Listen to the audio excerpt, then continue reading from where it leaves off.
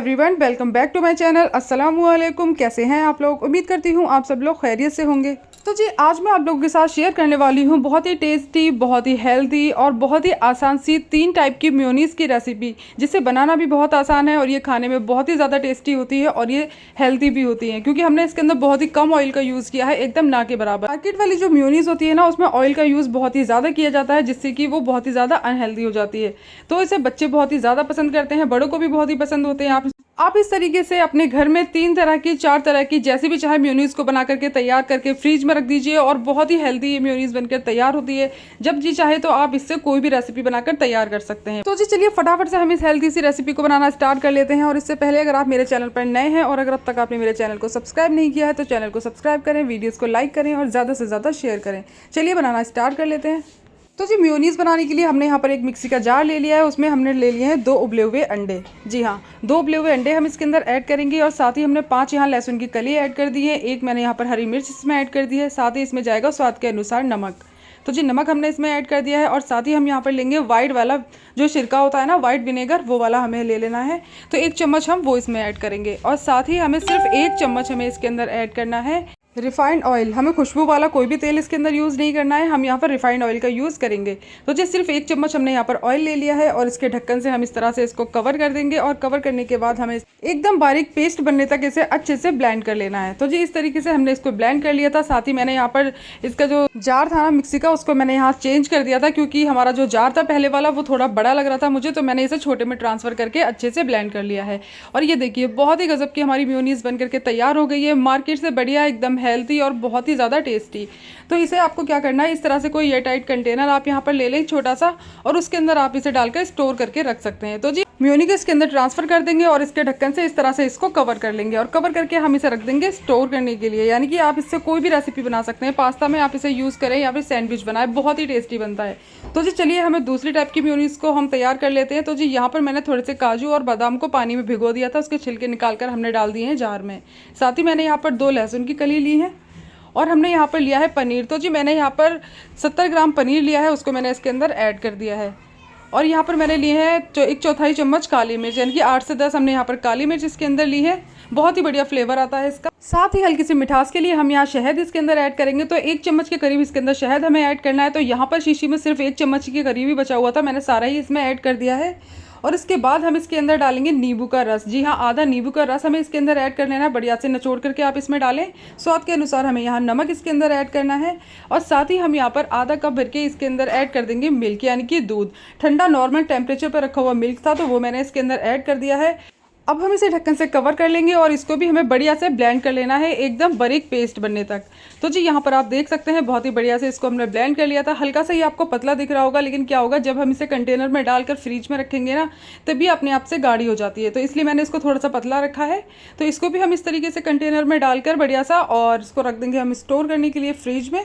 तो इस तरह से हमें इसका ढक्कन लगा देना है और ये भी हमारी बहुत ही टेस्टी और बहुत ही गजब की मेयोनीज़ बन करके तैयार हो चुकी है। तो जी चलिए फटाफट से हम तीसरी तरह की मेयोनीज़ को बनाकर भी तैयार कर लेते हैं। तो उसके लिए मैंने यहाँ पर एक पैन ले लिया है और इसमें हम डालेंगे 500 ग्राम, यानी कि आधा लीटर दूध। ज़रूरी नहीं है दूध हमारा पका हुआ ही होना चाहिए, यहाँ पर मैंने कच्चे दूध का यूज़ किया है। तो उसको हमें क्योंकि अच्छे से बॉईल करना है, तो आप कच्चा या पका कोई भी दूध ले सकते हैं। तो यहाँ पर मैंने इसके अंदर 500 ग्राम, यानी कि 1 पैकेट जो आता है ना, वो मैंने इसके अंदर ऐड कर दिया है और इसे बढ़िया से हमें उबाल आने तक पकाना है। तो जी यहाँ पर आप देख सकते हैं दूध में बहुत ही अच्छे से उबाल आ चुका है और हमने यहाँ पर गैस का फ्लेम कर दिया है ऑफ। हमें दूध को ज़्यादा नहीं पकाना है, तो मैंने यहाँ पर हाफ लेमन यानी काट करके आधा नींबू ले लिया है। तो यहाँ पर मैंने गैस ऑफ कर दिया है और इसके अंदर हमने डाल दिया है लेमन का जूस, यानी कि आधा नींबू का जो रस था वो मैंने इसमें डाल दिया है।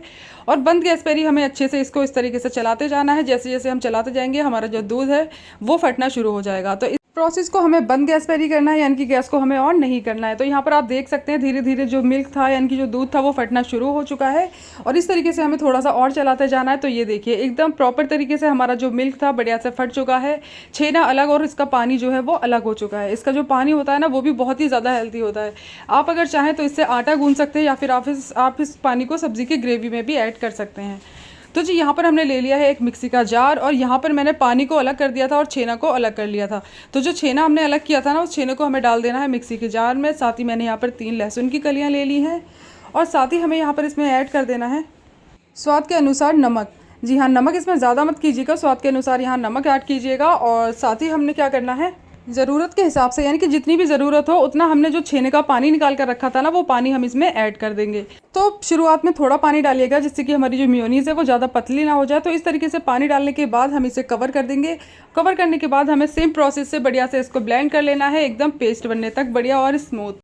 तो फ्रेंड्स, यहाँ पर आप देख सकते हैं हमारी तीसरी भी मेयोनी बनकर के तैयार हो चुकी है। और ये देखिए कितनी गजब की मेयोनीज़ बनी है, दिखने में भी और खाने में भी ये बहुत ही ज़्यादा टेस्टी है और ये हेल्दी भी है, क्योंकि हमने इसके अंदर ऑयल का यूज़ नहीं किया है। आप इसे बनाकर फ्रिज में स्टोर करके रख लें और बच्चों को जब जी चाहे तब कुछ भी बना करके दे सकते हैं। और आप यहाँ पर मेयोनीज़ के साथ कुछ फ्लेवर भी इसमें ऐड कर सकते हैं। तो जी जिस तरीके से मैं यहाँ पर कर रही हूँ, तो मैंने यहाँ पर कटोरी में एक मेयोनीज़ को ले लिया है। तो मैं आपको बता रही हूँ, तो मैं यहाँ पर थोड़ी सी कम यूज़ कर रही हूँ, आपको जितना भी लगे तो आप उतना यूज़ कर सकते हैं। तो मैंने यहाँ पर 2 चम्मच मेयोनीज़ ले ली है।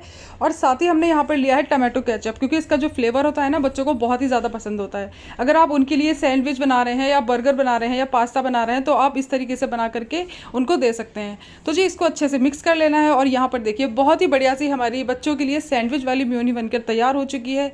कलर भी माशाल्लाह बहुत ही प्यारा आया है। तो इस तरीके से आप इसे बनाइए और ब्रेड पे लगा करके बच्चों को सैंडविच बनाकर दीजिए, बहुत ही ज़्यादा पसंद आएगा।